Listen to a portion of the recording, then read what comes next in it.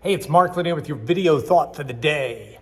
Well, this week I've been looking at an email that my friend Richard Arsenault sent me that had a commencement address given by Admiral McRaven, I think to the University of Texas. And it listed 10 principles that he learned through Navy SEALs and just in the process of becoming this massively decorated Admiral of the U.S. Navy. It listed 10 principles of life that he thought would be useful to those who were graduating.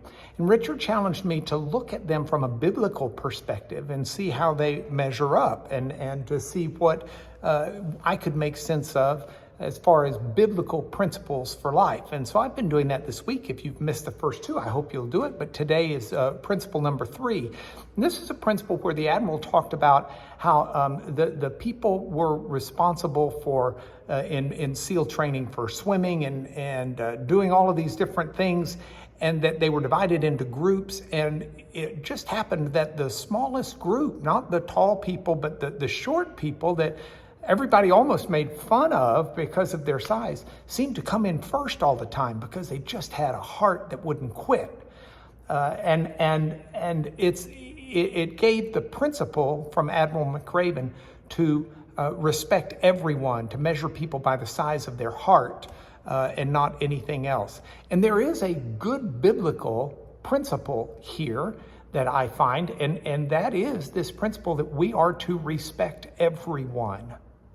The Bible doesn't teach that we respect people based upon their size, based upon their color, based upon their socioeconomic background, based upon their education level. In fact, one of my favorite stories in the Bible is one that's in the New Testament, and it deals with this slave named Onesimus. Now, Onesimus was in the area of Colossae, Ephesus, that area of Turkey that we would call Asia Minor. And he was a slave. He was a slave to a fellow named Philemon. And Onesimus ran away, which was a penalty subject to death under Roman law. They couldn't let slaves just run away. He ran away and he ran to Rome, a city of 1 million people, where he thought he could just sort of disappear and try to live a life. Well, Philemon runs into Paul, the apostle, in Rome. And Paul works with this young runaway slave and teaches him the truth about God. And the slave comes into faith and becomes a believer in God. And what does Paul do?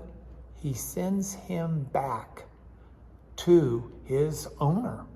And he sends a letter with him. It's a little 1-chapter letter in the Bible called Philemon. And he sends that letter and he tells Philemon that while Onesimus had run away as a useless slave, and there's a pun there because the name Onesimus in Greek means useful, but while he ran away a useless slave, Paul was sending him back useful, but not only a slave, a brother in Christ. See, for Paul, now there was a relationship that this slave had with God that trumped any human institution. And Philemon was no longer to regard him as a slave, but as an equal. Because in God's eyes, as Paul said in another letter, there's not Jew or Greek, there's not slave or free, there's not male or female, that we are all one. We're all made in his image. We're all to be respected. We're all to be loved. And we're all to be called to be images of God in this world. And so as we look at people, we should respect everyone.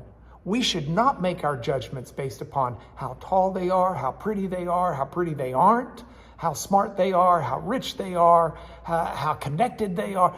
That is not what matters. What we need to do is see everyone as valuable in God's eyes and try to draw out the best in them so that they can be the best person they can be. Respect everyone is a great biblical principle that will not only get you far in the U.S. Navy, but it'll get you far in your life. That's your video thought for the day. Principle number 4 comes tomorrow.